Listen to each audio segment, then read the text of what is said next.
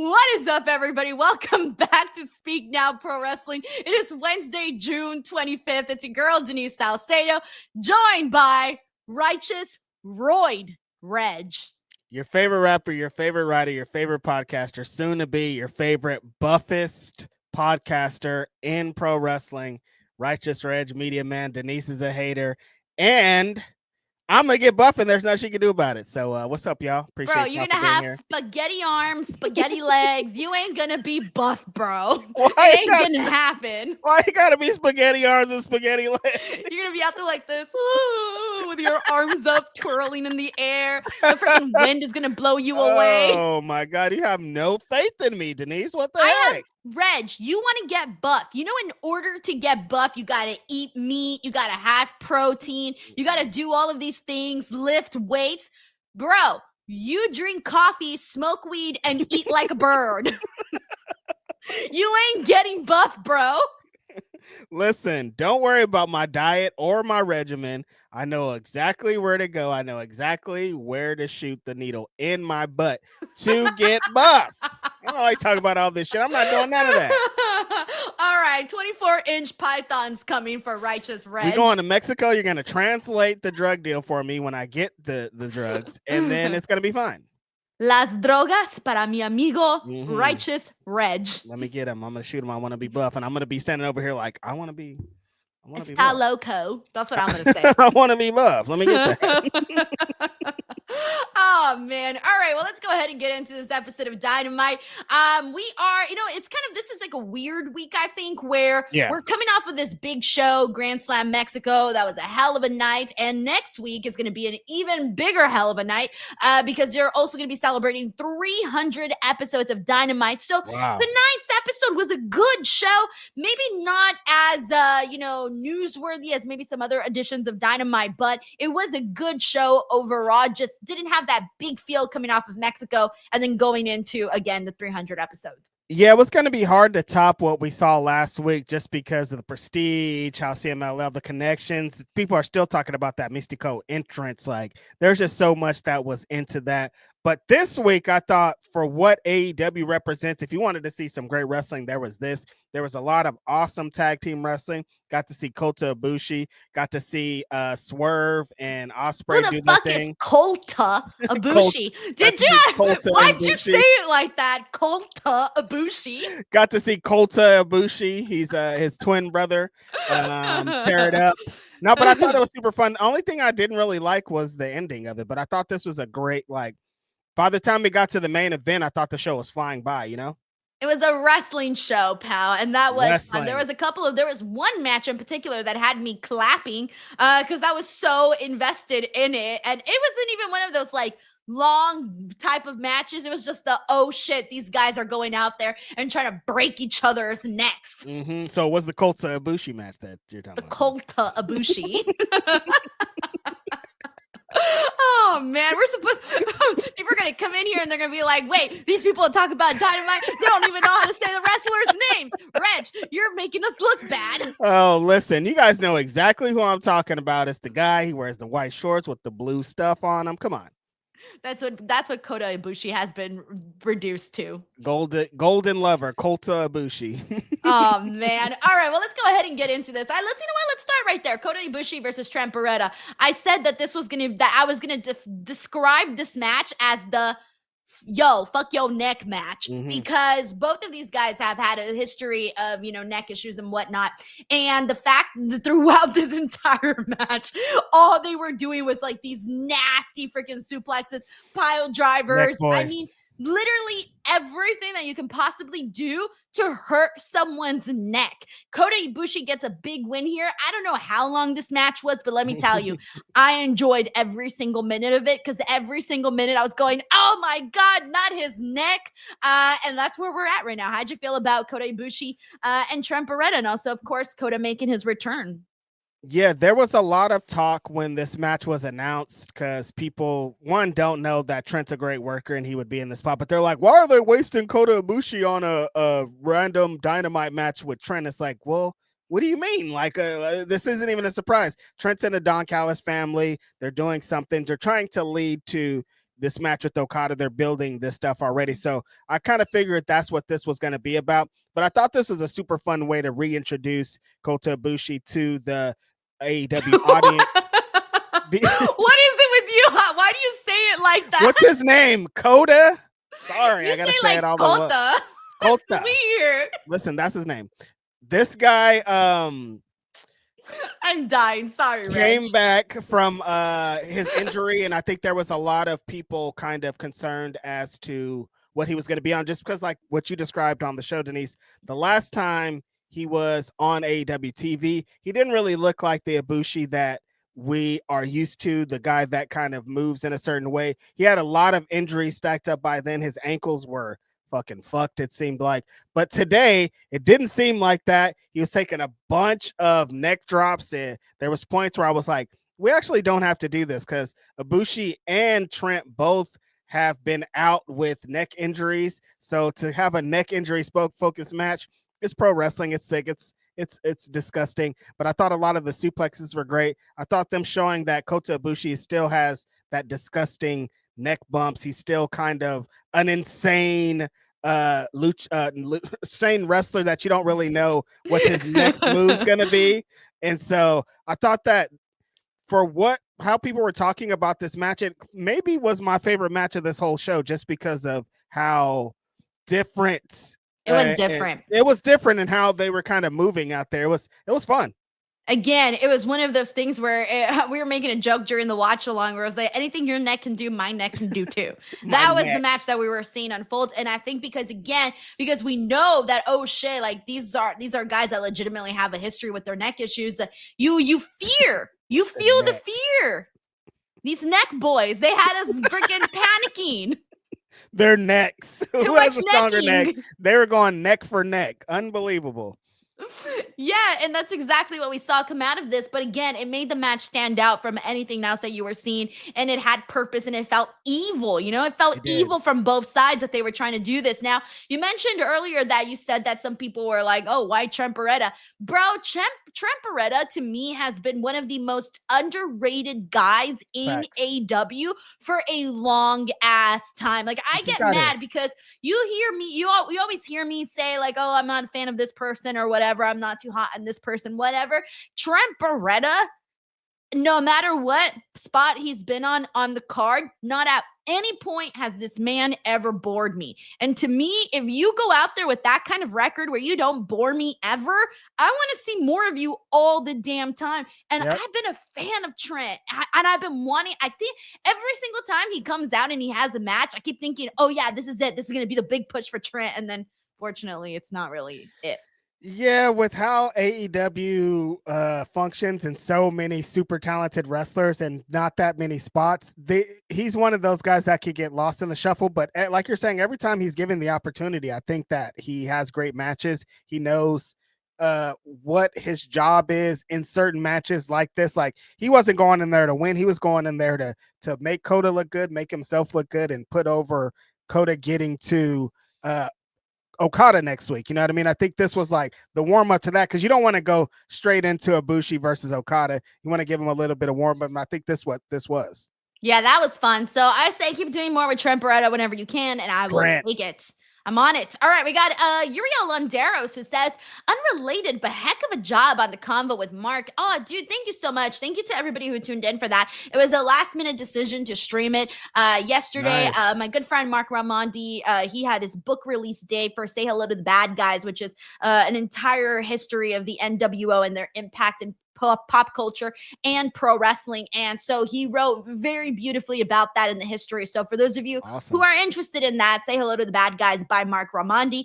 And so yesterday they did a book signing in Huntington Beach, which is why I was in the OC. And it was very fun.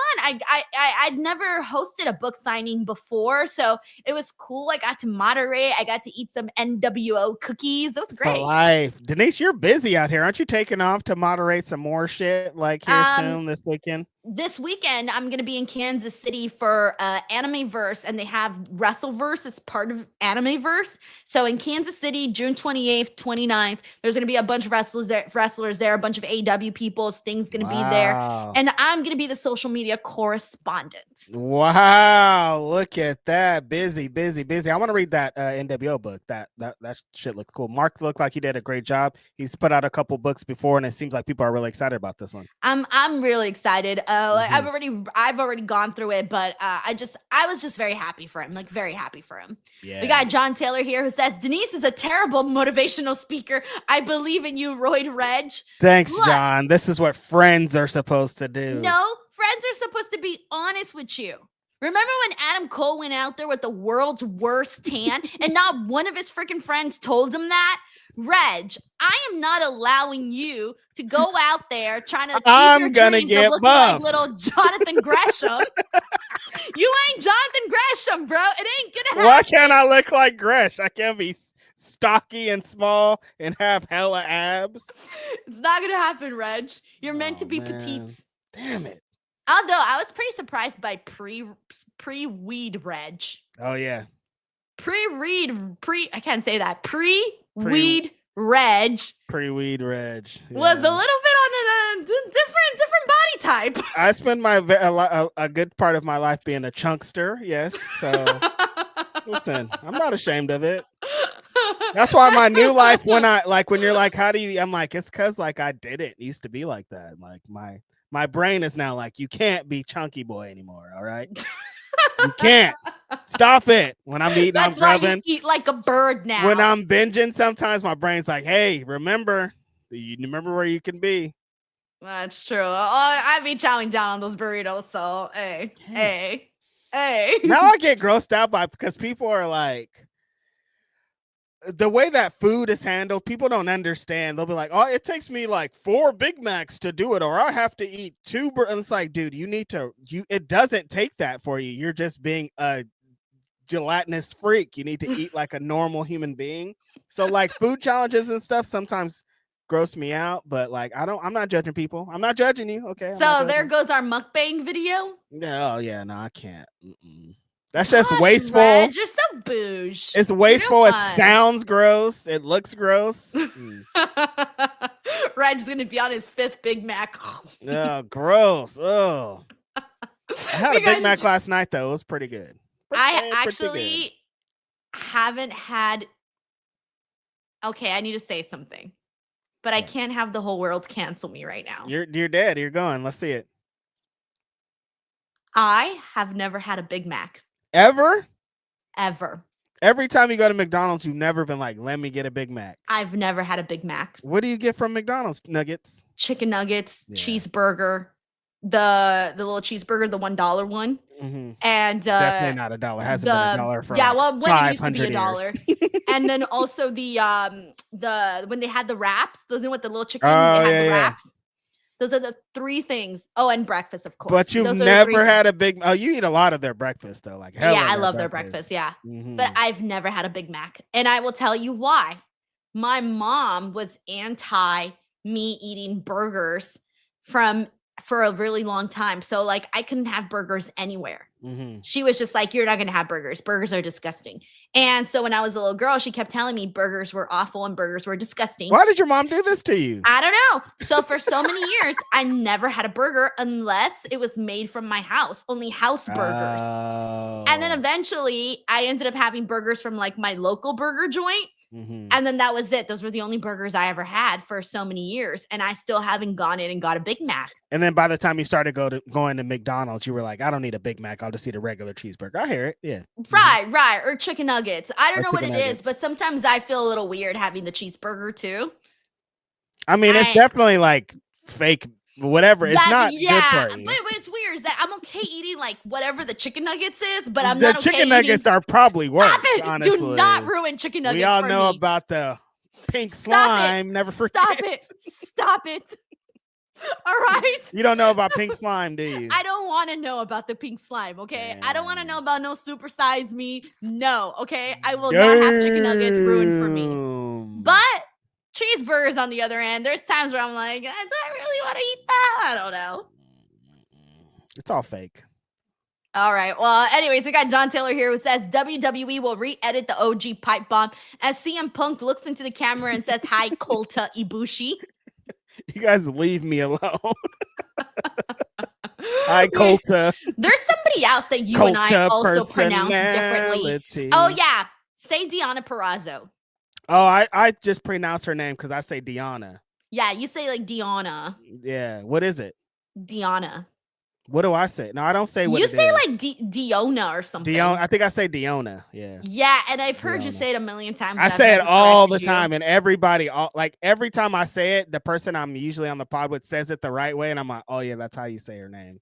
Oh wait, I thought you were just doing it like as an option, like you just like saying Deonna. No, I just say my brain says that's how her name is pronounced. I don't know. It's Deonna. I'm saying how Donna. It's like Donna, Deonna Purrazzo. That's what it is. I say Deonna sometimes. Whatever. Yeah, I know you do. I've been thinking about this for the last 2 years. Like, her name. She a black girl sometimes. It's Deonna. Fuck is Deonna? Her name is Deonna. We got former Hokey Pokey addict. I turned myself around. Who says I drive a Mitsubishi. Reg drives a Kota Ibushi. It's like Kota person. It's like cult of personality. Kota Ibushi. You know. Say it again. How do you say it? Kota Ibushi. I don't know how I said it. I was just talking earlier. I don't know. Just okay. I say Kota Ibushi. I could probably say it if I just say Ibushi it. Or Kota Ibushi. Slowly say it, but like if I'm talking, I'm probably gonna say Kota Ibushi. We got infamous Redder. You know who it is. Who says love to you both in the DWO for these great times. Pole splitting neck boys. Denise being Regis. El Chapo pusher. Good night to all of y'all. Listen, she's just translating. She's not touching any of the drugs. Never forget. I want to keep reiterating that. Rafael Garcia says, okay, I'll say it. I think it's time we had a convo about the Hurt Syndicate. They haven't hurt anybody for real except Power. Who's PP? PP and MJF? Party. Oh, Private Party. See, Private Party, I forgot they existed. I couldn't even think of the... When's the last time we saw Private Party? And then Rafael Garcia says MJF shouldn't be there. All right, so we did have a Hurt Syndicate segment today that kind of went a little it was very long actually. They was doing a lot. Yeah, so it was after the Ricochet AR Fox JetSpeed match. Afterwards, the Hurt Syndicate came out and basically beat the living hell out of both Mike Bailey and I was gonna say LA Knight. Wrong show. LA Knight was not there. Kevin Knight. Yeah. They put him through the tables. And then Lashley essentially hit Bailey with a spine buster on top of Kevin Knight. And then they went then it was weird because they started like standing there right on the stage and it was almost like a shot of them. And I thought, okay, this is going to be the fade that they're going to go into like a backstage segment or a commercial or something else. But then they just stayed there for a really long time. And then suddenly they said, oh, we're going to walk out to the ring. So they walk out to the ring and they start posing again. And I'm thinking, what's happening now? And then they decide to do a promo. It was weird. I don't know what was happening there. But in the promo, they went on and on about how great they are, blah, blah, blah. And Mark Briscoe comes out and he was hilarious in this. Where now great. We got, what do you say, kosher dick? Or kosher pickle. Oops, sorry. Kosher pickle. He said MJF has a kosher pickle and has been overcompensating kosher dick? His entire life. And that is why he's hanging out with these guys. Put 2 and 2 together, guys. Read between the lines on that joke by Mark Briscoe. That was worth the whole long, awkward structuring of this. But yeah. I don't have a problem with the Hurt Syndicate. It just feels like right now it feels like the ideas aren't necessarily it doesn't feel like a fountain of ideas. It feels like it's a little bit of a pause. I think the only reason Raphael's correct. We need to have a conversation about Hurt Syndicate because I think I talked about it last week. Like I don't like what they usually do. That 6-man match that they had where Max took most of the bumps and then they just came in and wrecked everybody. I didn't like it. So today I did kind of get the feeling like JetSpeed, Denise just discovered their tag team name, that JetSpeed could possibly be the ones to beat them. There's nobody in the world that could beat them, but the fact that JetSpeed have been talking about getting a title match and they have been actively kind of after the Hurt Syndicate gives me a good sign. Hurt Syndicate came through and fucking wrecked them, put them through a table, destroyed them and all this shit. But for MVP to be like, we will give you guys a title match at All In if you can make it.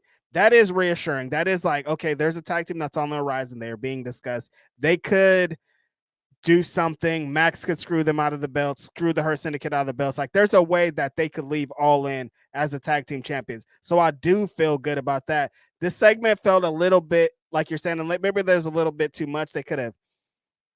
I think it was just a restructuring. They should have just restructured the whole thing. Yeah, the way the whole thing was working and moving, maybe they could have used some restructuring. I did like the tag team match, though. I think Ricochet was seeming like tricked AR Fox into being in this match. He kept trying to get out. He did this Ric Flair bit that he would do where he would be with the guy, and then when he went to tag, jump off the apron thing. But I do like him kind of, for a most part, being in a lot of the match. He was trying to get AR Fox to be on some hill shit, but AR Fox was just going off 100 miles per hour. Anytime you're in there with Mike and Kevin Knight, you know it's going to be some fast-paced shit. I thought they got into the spot foo. AR Fox trying to win the match while Ricochet's on some bullshit. I thought all those elements were super fun. Teasing that he was going to be one of the guys to join was awesome. I didn't think it would be him because he needs somebody that's evil. But I think all of this setting up Ricochet. I mean, AR Fox could be evil. He definitely could. I think if they could switch him over to heel, he would be great. But I don't think he's exactly the person that Ricochet's Reg, honestly, for. at this point, he needs anything. He's just the guy that pops in every now and then, and we know is a good match and a good wrestler. Yeah. But will give us a good match and is a good wrestler, and that's the extent of it. What else can you tell me about AR Fox that we've seen on the programming? I mean, besides him being a great wrestler, I can't tell anything like what a reason, like a great character trait that people can stick behind. So maybe he does need this. Maybe that was a test. I don't know. Be mean. Do it. Be mean. Maybe Ricochet's trying to push him into the dark side, get him to be on some evil heel shit, and then maybe that's the way to do it. But I thought the match was fun to set all of this Hurt Syndicate stuff up. Yeah, because I really thought that AR Fox was a standout in this match, and that's very tough because look at everybody else that he was in the ring with. Exactly. Ricochet. And AR Fox was the one that I looked at and was just like, damn, that dude, that guy every single time puts on a banger of a match and does things so smoothly and just is technically sound in what he does that you got to do something more with that. He just can't be the guy that pops in every now and then. I think he could be a lot more. And I think that if he partners up with Ricochet and becomes evil and nasty, then I think that could work for him. That could be a way. Just sending him out there as the guy that everybody likes that has great matches is going to have an expiration date. Like for me, I can watch it 1,000 times, but we just want to have a little bit more for his character, a little bit more reason for people to care that he's. Plus, I feel like he always loses. Doesn't he always lose? That's the thing. There, I think like we're going to talk about like Beast Mortos. There's a couple of guys, Mark Briscoe even. There's a couple of guys that they know if you put them in matches, they're going to have great matches, but they tend to lose a lot of them. And we're going to have to get to a point where we start getting these guys victories specifically, just because they work so hard and make everybody else look good. We got to make them look good too. We got former hokey pokey addict I turned myself around says, Denise, did you get to ride the subway in New York City? So I've ridden the subway plenty of times before, but I didn't ride the subway this time around. No subways this time? No, I was Miss Uber girl. I either walked or took an Uber or a Lyft. Bougie. Wow. You know me, Reg. Wow. Can't even get on the greatest public transportation in the goddamn U.S. I walked. Honestly, I did a lot of walking. That was mainly what I did. I only took one Lyft. It was to the airport, from the airport, and then one to the convention center because I didn't feel like walking because it was too hot. Wow. How far was the convention center? Less than a mile? 1.1 miles. Oh, shameful. It was hot, Reg. Yeah. And I was carrying things. I had a big ass backpack with me the whole trip, and that thing added like 40 extra degrees to me. Now, 1.1 mile to walk when it's hot is kind of Yeah, I know. And I didn't want to get to the convention and work and be all sticky and smelly. I didn't want people to meet me and be like, "Oh my god, Denise stinks." Like, if you guys smelled Denise today, oh my Yeah, goodness, that's smelled like she walked for a mile. That's embarrassing, Reg. I got an image to uphold. Stinky girl. Imagine someone's like, "Hey, Denise, I'm a big fan," goes in for a hug. Oh, you stink. Stinky. Have you been working out today? You see why I decided not to walk to the Javits Center? Respect. All right, we got Chiva Chiefs here who says, "Get your fitness on, Reg. Rooting for you." Denise, will you be at San Diego Comic-Con this year? I actually will be at San Diego Comic-Con. It hasn't been announced yet, but I'm supposed to be hosting a panel. Nice. I don't have the details on that yet, so I won't give them out yet, but I am supposed to be hosting a panel for San Diego Comic-Con. And yeah, so I will be there. My plan, Reg, I'm doing something new because I don't know if you guys have seen this, but they charge up the butt for fucking these hotels in San Diego for Comic-Con. Yeah. Everything's so expensive. So what I'm going to do is I'm going to take the train in very early to San Diego and then go home the same day, like late at night. I'm just going to be there for one day and take the train back. And I mean, it was like, I don't even know. It wasn't even that much money. It was like $20 or something. Who knows how much? Oh, nice. Yeah, no, the prices that they hike up, we all know going to like WrestleMania and stuff. The way that these hotels like capitalize on this is crazy. It stinks, bro. I'm not kidding you. I looked at a hotel and it was over $1,000 for 2 nights. Dude, these people can't afford that, but they're like, these people can't afford that. That's the point. It's crazy. Well, you got to understand, a lot of people that go to Comic-Con, they plan for this all year. It's like the big thing that they do. Right. Like they're not going to things every single weekend. They're going to one big thing. Right. And honestly, even though I'm not really into comics and that type of stuff, I loved Comic-Con when I went last year for the first time. Just all of the exhibits and things that they had. I thought, you know what? This is cool. And I'm not even a fan. If I was a fan, I'd be like, yo, this is really cool. That's what's up. I've never been. I definitely would like to go one day on somebody's dime. Did I tell you about the girl that pissed me off last year at San Diego Comic-Con? Yo, I was walking the convention floor and I went to the WWE section because that's where they had the Mattel and they had all the action figures. And I'm doing the little videos and I'm doing all these things, right? And some 2 girls are walking by and they're like, wrestling? That is so lame. It's so this, right? And they were talking all this shit, right? And I was thinking to myself, girl, you're at Comic-Con. You're at Comic-Con. You can't act cool at Comic-Con. Your thing is not cooler. Don't be out here trashing wrestling just because whatever. I'm like, you're at Comic-Con. You lost the plot, girl. Yeah, like if you're judging here, like whatever your fandom is just as nerdy, dude. Exactly. So anyways, I was like, I gave it the stink eye, but she didn't see me. She did not care. But I talk shit in my head, though. Good on you. Anyways, Chiva Chiefs, thank you so much. We got Howie Potter here who says, can we take a moment to give Royd Reg his flowers? Give me my flowers, dude. I'm about to get buff, Denise. Reg, flex. Where are you at right now? I'm about to get buff, baby. Bing, bing, bing, bing. Watch it, brother. That's sad. Even your grunt is sad. I'm going to get buff. I'm going to be so buff in here. You're gonna be so buff. We're gonna have you on the screen the whole time. It's just gonna be all me. Fit. Yeah, all my guns, baby. We got Cool Fool 1980 who says, Reg, Deanna's pronunciation reminds me of William Regal pronouncing umaga as umanga. Umanga. Oh, umanga. Wait, how would he pronounce it? I don't remember that. He would say umanga. Umanga. He would say you instead of ooh. He was like umanga. Umanga. Oh, that reminds me of Braun Strowman. He would call Jacob Fatu Jacob Fat2. Jacob Fat2. I was like, bro, Fatu, not what Fat2. Is it? Diona? What is it? Diana? What is Diana. It? See, I did it already. I was like, it's Diona. What is it? Diona? I'm trying to think. I've also heard people say, and this happens a lot. I've heard a bunch of people say Joe Henry instead of Joe Hendry. That's another one. If you pay attention, a lot of people mess up his last name too. Oh, Joe Henry, classic. I'm trying to think of what wrestler I struggle with other words. Like, Just, you know me, I can't say golf and golf. I mhm. struggle with that one. Golf. Golf. Golf. Goof. Golf. Golf. You see, and that, you know what else I mess up? Worm and warm. Worm. Warm. You see It's what I'm worm saying? out here.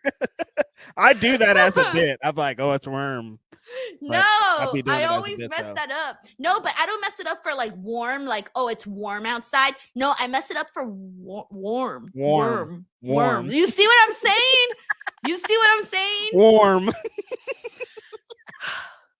Are you talking about the temperature or the little buggy?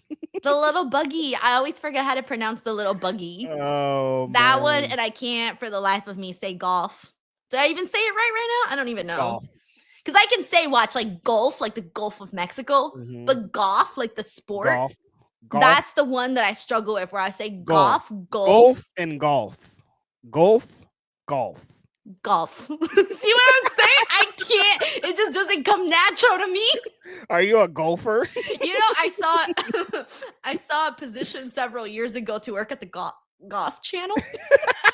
The what channel? I didn't apply. You can't even say it. They're like, you can't even say the name of what this is. No, like I didn't apply at all, bro. The golf channel. I was immediately out. Yeah, nah, you wasn't gonna hit on the golf channel. We got thank you, Kuful. We got former Hokey Pokey addict. I turned myself around, who says JetSpeed are hurt. Please send them a kit. JetSpeed are hurt. Wait, like legit? Are we talking kayfabe? Or is this a bit? It did look like Kevin Knight was holding his knee at one point, you know? No, I think this is a bit. This is a bit? I don't know. Okay, hold on. We got John Taylor here who says, plot twist, those beach bros in Huntington Beach wanted Denise to join the cult Ibushi, where you just sit around and praise the golden lovers. Do you like flips? Do you like things? Oh man, Grapple Geekery says the D-Riders can't get off my TV fast enough. I used to love Mox's New Japan theme, but every time it comes on, I roll my eyes and look at my phone. That's where we're at, though, honestly. So let's talk about the closing of the show. So we had a banger of a match, by the way, with Hangman Page and Mr. Has It All, Beast Mortos. Yeah. Dude, when I saw that TK announced that match today, I was floored. I was so freaking happy. After this match, though, I'm trying to remember how exactly it went down, because I recall the Deathriders going out there, but the Young Bucks had gone out there. Oh yeah. So after Hangman won, the lights went out. That's what it was. And then the Young Bucks came out and they hit Hangman Page with the BTE trigger. And then afterwards, that's when we got the Deathriders, and they were attacking. Everybody was attacking fucking Hangman and everyone, but eventually the Ops came out to try to help him out. So did Will Ospreay, but then the Deathriders ran off, and that was the end of it. So really flat finish, bro. Flatter than water.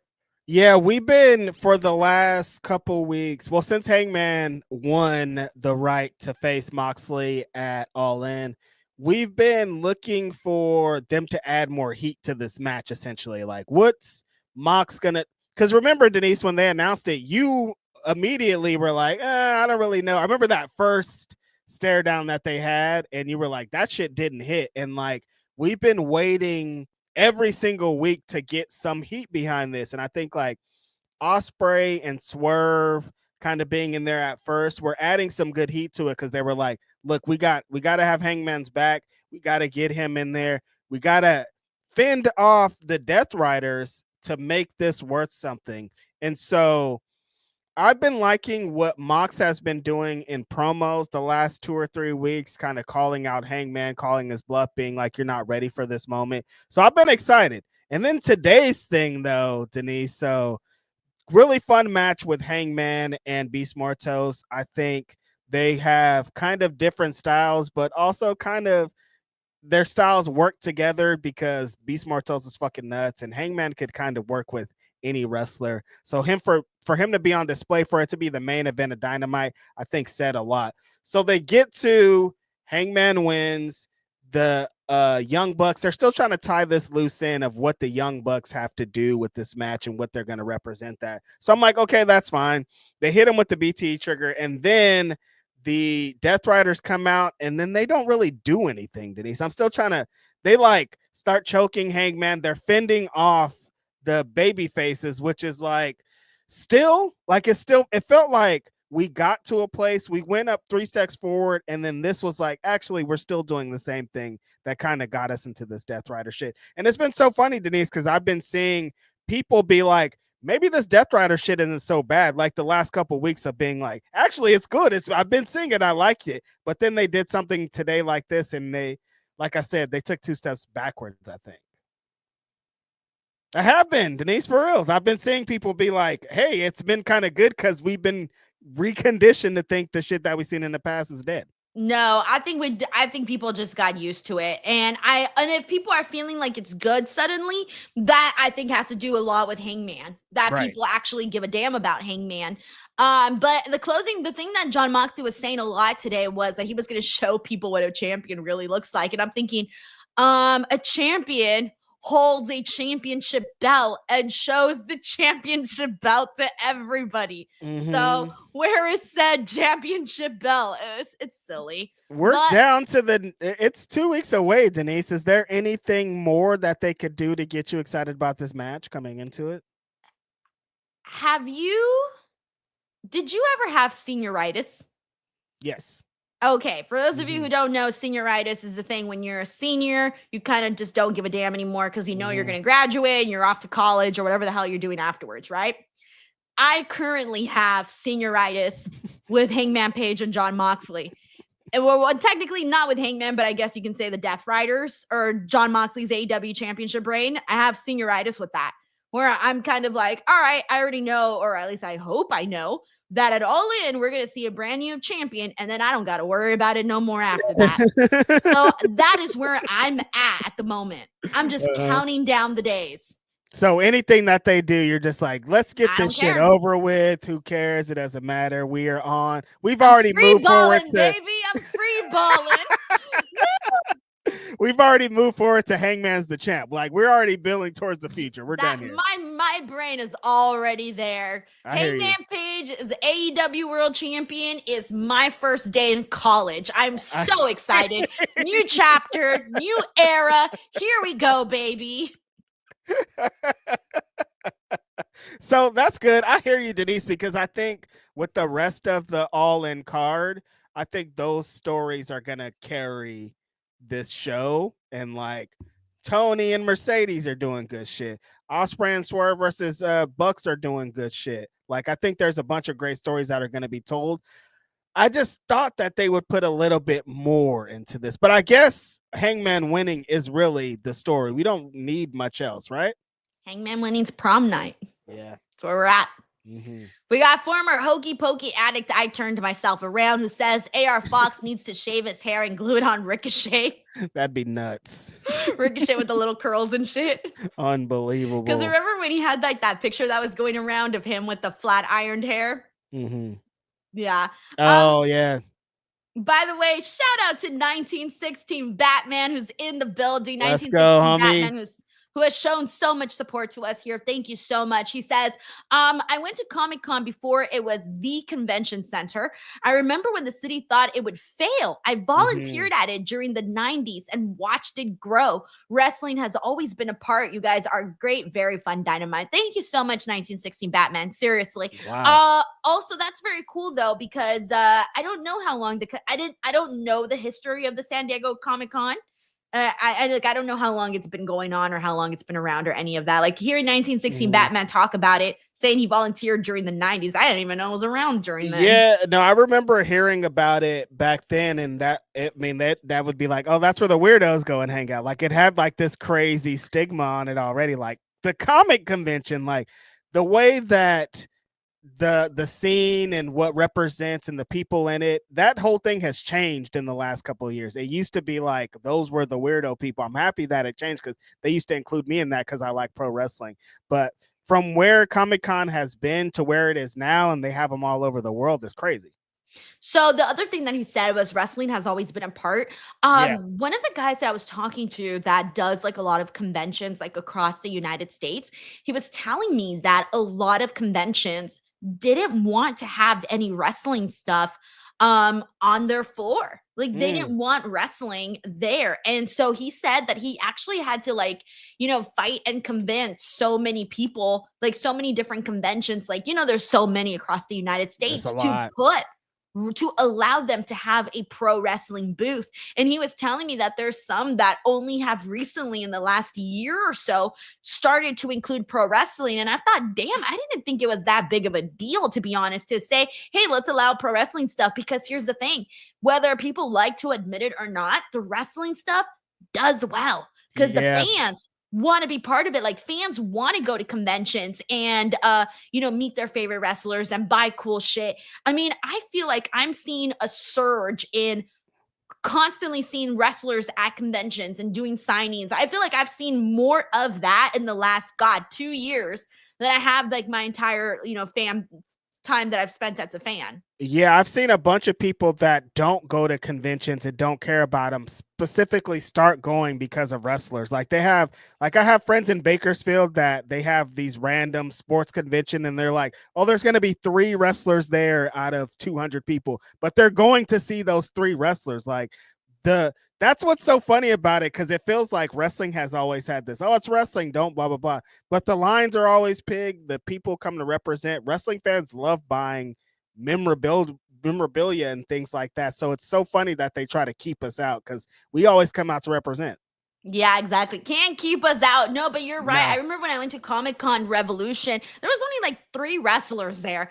And then I showed up to the convention and the whole rooms, like the panels that we did, were completely full to the brim. Yeah. And it was crazy. And even at Fanatics Fest, I don't know if you saw, but I didn't even get into the kickoff. There were so many people there, Reg. So many people got turned away. Media, fans, you name it, got turned away because of the amount of people that were there specifically for the wrestling related stuff. It was wild. Yeah, the way that I saw all the celebrities specifically trying to interact with like Cody and do WWE stuff, I was like, oh no, this feels different. Like WWE isn't, and wrestling isn't the redheaded stepchild like it used to be. Now they're like, hey, there's going to be wrestling here. And it used to be like, hey, wrestling's in the back. It's in this dark corner. Go around. You gotta leave the convention to get to the wrestling shit. Now they're like, now we have wrestling. It's fun. So yeah, that's very, very cool. Now we're seeing that shift. Thank you so much, 1916 Batman. Fun little conversation to have. And while I'm here, as I was saying, Animeverse Kansas City, as part of the Wrestleverse Fest, June 28th, June 29th, I will be there as a social media correspondent, and there's going to be a ton of wrestlers. They're going to have Sting is there. Hold on, let me pull up the sorry, I don't have the whole thing, but okay, let me tell you who's going to be there really quick. Sammy Guevara, Ty Mello, Saraya, Britt Baker, Elena Black, Santino Marella, Scott Steiner, Jared the King Lawler, Sting, Anna Jay, Rick Steiner, Lex Luger, and Kevin Nash are the wrestlers that are going to be there for the Animeverse. Let's go. And then little Denise, so out of place with no muscles. Mm-hmm. Me. All right. Let me see. We got former Hokey Pokey Addict that says, will Saraya open an OnlyFans account in 2025? Why did I think she had one already? I thought she had one. Yeah. Yeah, me too. I thought she did. I really thought she did. I don't know. I have no idea. Thank you for asking. All right. Now let's go ahead and rewind though, because I want to get into the start of Dynamite and what went down there, because we saw Mercedes Moné and Timeless Toni Storm fight in the backdrop, like in the backstage area, in which Mercedes Moné basically did a full-on attack on Toni Storm and got the upper hand on this. Mina Shirakawa eventually went out there to help out her friend Toni Storm, and next week we are going to be seeing a match between Mercedes and Mina. Now, the thing that I found interesting, Reg, was during the watch-along, you said you felt like Mercedes was going to be defeating Toni Storm. I'm not there yet. I mean, sorry, you said you felt Toni Storm was defeating Mercedes Moné. I've been under the impression that Mercedes is going to defeat Toni. So I'm not there yet where you're at. Why do you think that Toni is going to successfully retain? I think that with the way both women have been positioning themselves coming into this all-in match, the way that Mercedes got here by becoming the belt collector, by winning the Owen, I think all of these elements are to get us to think that she's going to be the one, be the villain that takes Tony off of this thing, but I don't think that's how it's going to go down. The way that Tony's been promoing the last couple of weeks, getting the fans behind her, extra fanfare, and people are looking at her in even higher light coming into this. I think these are all the elements to get her to win this match, to be the one to take Mercedes down a peg. I think them announcing that Mina is getting a TBS championship match, specifically like a week and a half before the show, I think says a lot. I think Mina's going to defeat Mercedes next week, because I think they're going to start to show cracks in what Mercedes is, and try to take away this big light that she's been shining over AEW for the last year. And I think that they want to continue the train with what Tony has going on. And I think Mercedes is going to be still in championship contention and still valuable as she is, but she's not going to defeat Tony. And I think it's actually the right move to make. So what's up with the Carmen Sandiego stuff? I thought she was just going to do it for 1 week, and now it's been 2 weeks. I thought this was just a bit for the Mexico show too. But now she got cosplayers in her doing it in the front row, and she's sticking with it. She still had the red on with the red hat, and she's still moving like this. I don't know what it is. I think she's just trying to timeless Tony Storm.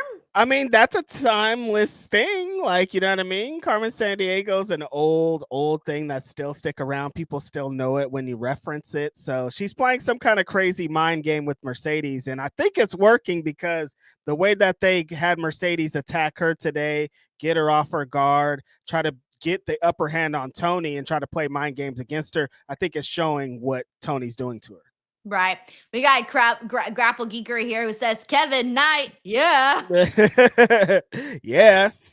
Oh, man. We got former Hokey Pokey addict who says, when Def Rebel gets released, they're doing OnlyFans. Why?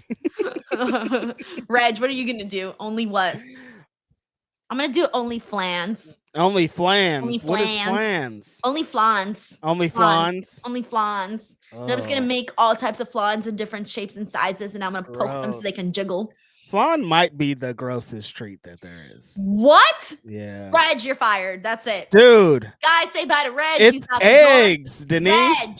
It's flan eggs. Is so fucking good. It's my favorite dessert, and I will end you if you try to say anything bad about flan. Grossest dessert that there is. Have it's you eggs. even tried it? Yeah. I have a couple times. I keep trying and to. Where did you try it? I've had it at Mexican restaurants. One time I worked with a woman, and she's like, I do great flan. She had it, and she was like, she brought it in, and I was like, this is probably the most disgusting thing. It's eggs. But I love eggs. You know I love eggs. So. Oh, dude. Flan is amazing. And with the caramel and when it's thick. Ooh. It's eggs, dude. It's eggs. Reg. Okay, so are eggs. Eggs are eggs too. Yeah, you know how much there's egg in cake too? No, but it's like cake though. It don't taste like eggs. Oh my gosh, what a gross treat. Oh. Do you like creme brulee? No, not really. Okay, you got a problem. You're not living your life right. A weak ass treat. I'm depressed for you. Flan. All right, we got Chaz Moses here. Chaz Moses, thank you so much for the super chat. Didn't send a message, but thank you so much regardless. Thank you. All right. Man. See, well, now we got people arguing here in the chat. Marcos Munoz says cancel him, Denise. Yeah, that's you're just done. Nasty, right? Dude. You're not invited to the carne asada anymore. Damn. You just lost your invite to the carne asada. I'm like, I don't think I like it. No, I think because I like the bread. Because I was thinking also tres leches cake is pretty disgusting too. You don't like tres leches? It's fucking. Is it because it's so moist? It's moist. It's moist cake. Oh, but it's so good though, and just the flavors like they like. I was gonna be like, I think I'm out on dessert, but if you bring out like some bomb ass conchas, like I'm grubbing. You know what I mean?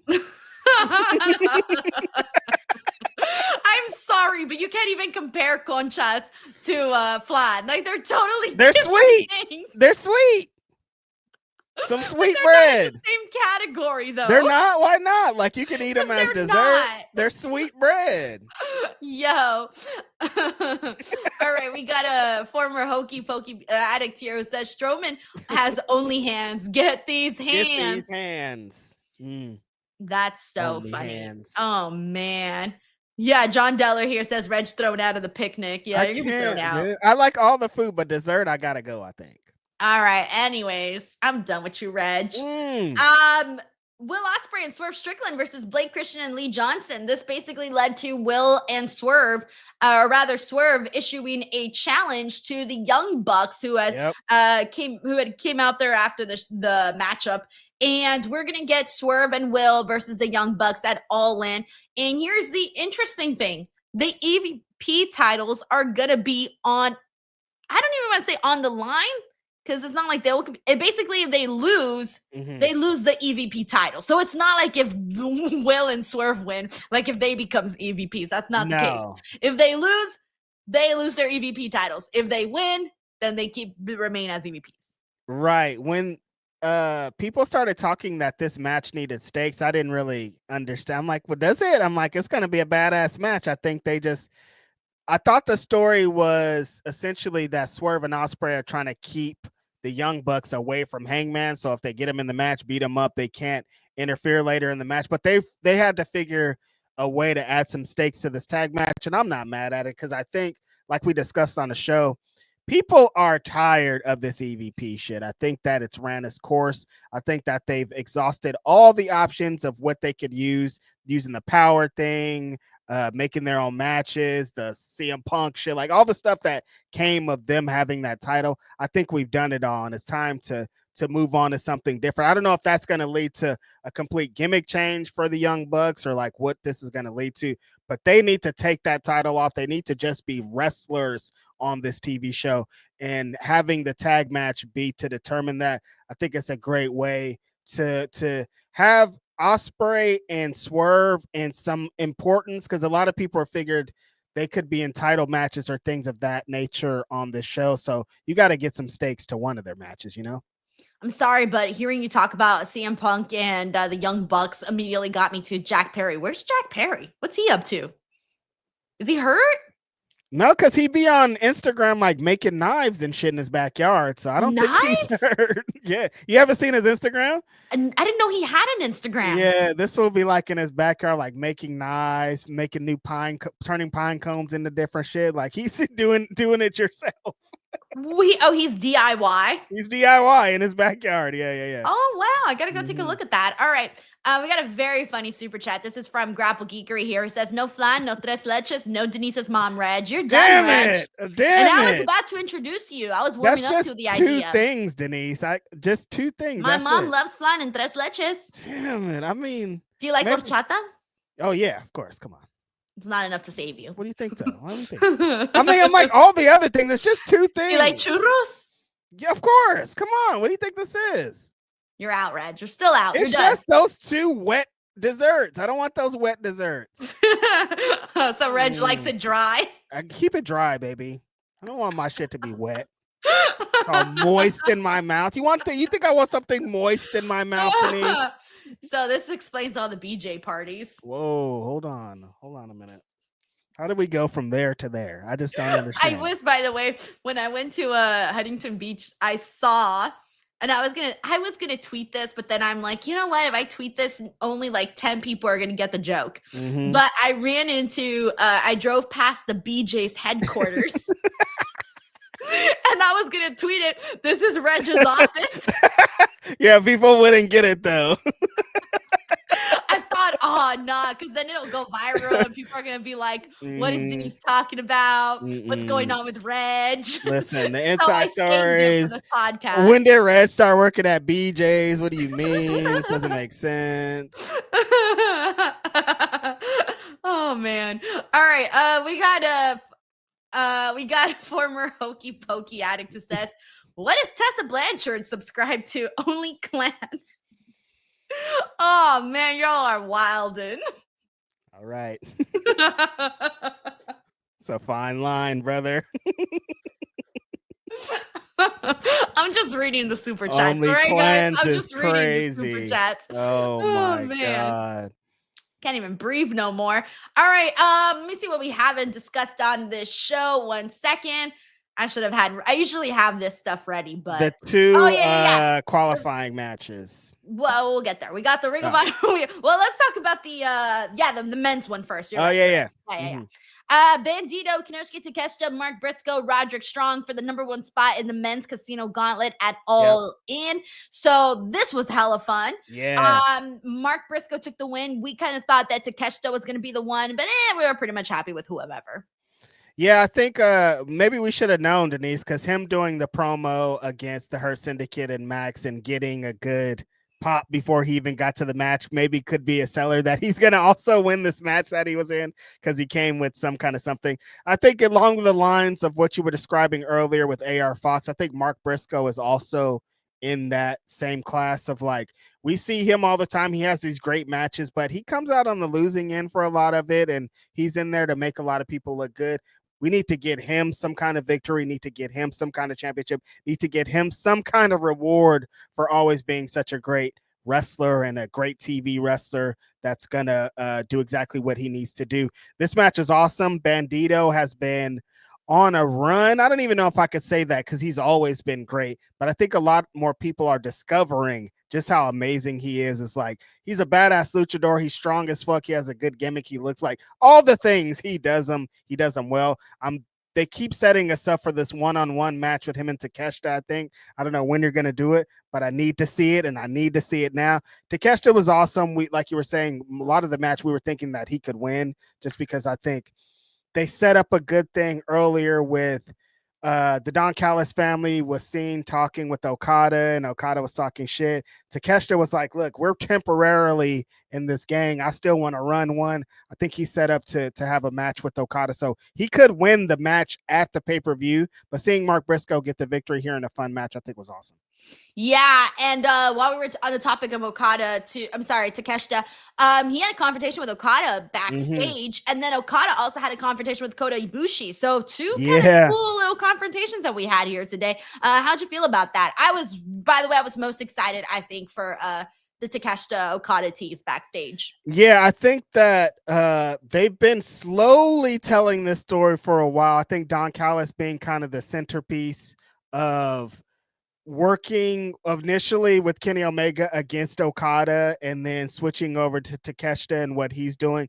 All that time, he kind of originally had some disdain for Okada, but now he's working with Okada and saying that he's the greatest Japanese and all this stuff. And I think that's kind of getting to Takeshita because he's like, wait, you've been telling me that I'm the next guy up. Now you're saying this. So I think today was I know what Don's telling you, bro, but like, I'm the guy around here. I'm the Japanese guy.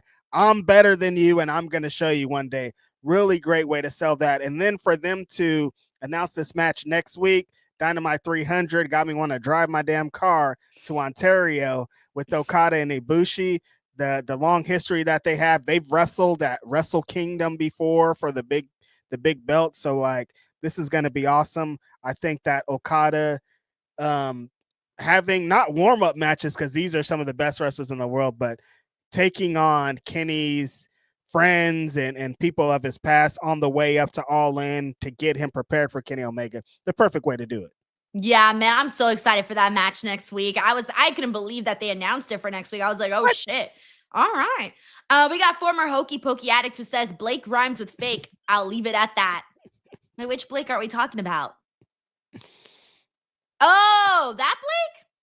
Oh, because I went to a totally different Blake. I was like, what does that have to do with wrestling? I was so confused. All right. We got Ring of Honor Women's Champion Athena versus Thunder Rosa versus Willow Nightingale versus Kris Statlander for the #1 spot in the Women's Casino Gauntlet here. A really nice back and forth that we ended up seeing. Kris Statlander ended up winning by defeating Willow Nightingale. However, she had some help by Marina Shafir and, of all people, Wheeler Yuta. My whole favorite part in this entire match was when Willow Nightingale pounced Wheeler Yuta. Love that. I almost was going to be so mad when Yuta ruined this match. I guess he did end up ultimately ruining this match, but I thought he was going to like strike Willow or do something crazy to do it. He ended up getting pounced, so it all worked out. Love every single woman in this match extensively. Thunder, Athena's incredible, Willow, like these are all women that I want to see have the world. I think that Athena, of course, was on fire in this. Every moment that she had where it was her taking on the world, she was going 1,000 miles per hour. She was showing why she's one of the best women's wrestlers in the world that most people don't even fucking know because she's hidden away under some paywall. But if she's given opportunities like this on TV, she's going to knock it out of the park. They're building to something with her and Thunder Rosa at the next Ring of Honor pay-per-view, which they have announced nothing like. But she was doing a lot today to show that she needs to be featured on more AEW shows, more main roster shows. This being a match for the number one entrant into the Casino Battle Royal, I think it's great. It's saying that Athena is going to be in the match, so that got me excited. They're telling the story with Stat and the Deathriders. She last week on Collision, Mox had a little thing with her, telling her to believe in herself and don't let anybody tell her she isn't who she is. So she could be leading to be in the Deathriders. And I don't know. I'm on the fence, Denise, because I saw something like the end of the show and the Deathrider shit was still kind of whack. No, but I'm like, this was weird. I did not think this was the direction they were going to go in with Kris Statlander at all. This feels completely out of left but field. what if she can have something? She's in the main event angle. That's fine. And that's why I'm not like against it. I just don't feel very, I just don't trust. I'm not trusting the process here right now. That's fair. I think that from, like I said, if they ended the show like that, kind of doing the same shit, that's not a good sign for what could be. So I don't know. I just like want Kris Statlander to have something. So I'm excited about that. I don't know what her place would be in the Death Rider because they have Marina, but Marina isn't. They don't have her in matches. They don't have her like as the working part of that. And they need somebody to fill that role. Stat could be it. So I guess I'm going to let it play out. Oh, God. I guess that's where we're at right now. I'm telling you, this is just the part of the show where I'm like, whatever, this part's not for me. Fuck, we all have that. We all have that. So, hey, best of luck. Best of luck. Yeah, seriously, best of luck. We got 1916 Batman who says the San Diego Comic Con. 1969. I know that's nuts. Holy shit. That was before my mom was born. I didn't know that it was so old. I thought it maybe started in like the 80s or something. But I thought it started like in the 2000s. Holy. And I'm talking, you know what? I'm wrong. I thought it started like in the 2010s. No, I thought it maybe started in like the mid 80s, but like 1960, that's crazy. Like, what were they? I want to know what it looked like back then, how they were acting. Because now it's like a fucking weekend. It's a movie. It's all kind of crazy shit. Bro, imagine the 70s. The 70s in San Diego Comic Con. The 70s. What these people? Oh my God! They had a good time. They had a great time. Thank you, 1916 Batman. We have Grapple Geekery here who says Pillow Prince Righteous Reg. Too bad for the ladies. Just do whatever you want with me. Oh man. All right, let me really quickly. So Dynamite 300 is happening next week. We got 3 matches announced for that. Okada versus Kota Ibushi. MJF will be competing in a Casino Gauntlet qualifier, and Mercedes Moné versus Mina Shirakawa. So that's in store for us next week. We got former Hokey Pokey addict here who says, Denise, I love your Honda Street Fighter hairstyle. Oh, I'll take it. Thank you very much. I don't know what any of that means, but I'll take it. Honda's a character on Street Fighter. He was a sumo wrestler. So. Oh, wait, is he cute? Because if he's not cute, I'm going to be offended. Is he cute? I don't know. Oh, I just Googled it. This is what I look like? I'm like, I don't know if I can respond to the cute part. It's a video game character. Hold on. Where'd it go? Hold on. There we go. Honda. This is me? Yeah, big Honda. Just the hair, not all of it. You got lies. Honda. That's hella funny. Look, Striker. This is literally me right here. Oh, yeah, hold on. Striker. Look, that's me. Yeah, you have that hair right now. That's crazy. Honda. Oh man, I thought it was gonna be like some cute look. I thought it was gonna be adorable, and that's what I pop into. Yo, that's hella funny. Alrighty, everyone. Well, that is it. That is our show. Before we wrap things up, I want to let you guys know that tomorrow morning, bright and early, I'm going to be dropping an interview with none other than Mr. Iguana. So make sure you guys are Look at here that. to check that out. I want you guys to be first and foremost. Go out there, leave some comments. I'm going to be responding, reading things, all of that stuff. Also, I need to promote the Instagram page because Instagram is not promoting me at all. In fact, I think the algorithm is upset at me. So if you guys haven't, make sure to check me out on Instagram @ Denise Salcedo. I need all the help I can get. My page is dying, so go give it some life. And then, yeah, that's pretty much it from me here. Interviews with Shotzi and Elena have gone up here on the channel as well. This Friday, I don't know if I'm going to be streaming SmackDown because I'm going to be in Kansas City for Wrestleverse, as I mentioned earlier. So I don't know exactly what the plan is just yet. And yeah, I think that's it for me. Reg, what do you got?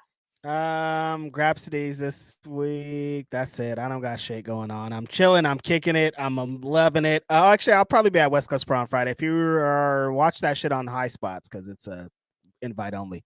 Shout out to y'all for being here. Love y'all. Y'all are great. And we're closing things off with Day D Mexicong, who says, I missed the whole Lee thing. Gee, dang, I'm at work. Oh, work, not work. Well, fucking you know what? Day, though, afterwards, you can enjoy and watch Dynamite and have a good time. We'll still be here. Got to collect that paycheck. You know how it is. And thank you so much for showing us some love. And hopefully your day at work goes by a little faster. Not here. I mean, you can still watch our video of us being here. Yeah, that too. That too. All righty, guys. That is it for us. Thank you, everybody. Bye.